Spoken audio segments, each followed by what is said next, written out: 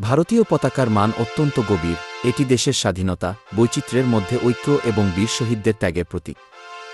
জাফরান রং সাহস, সাদা শান্তি এবং সবুজ সমৃদ্ধি নির্দেশ করে।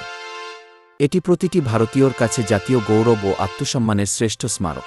অন্যদিকে রাম পতাকা, শ্রীরামের ছবি বা জয় শ্রীরাম সম্বলিত গেরুয়া পতাকা, সনাতন ধর্মে অত্যন্ত পবিত্র। এটি মর্যাদা, ধার্মিকতা, সত্যের জয় এবং ত্যাগের প্রতীক। রাম রাজ্যের আদর্শ ও আধ্যাত্মিক চেতনার বহিঃপ্রকাশ হিসেবে এটি হিন্দু সংস্কৃতি ও বিশ্বাসের এক গভীর আবেগময় নিদর্শন।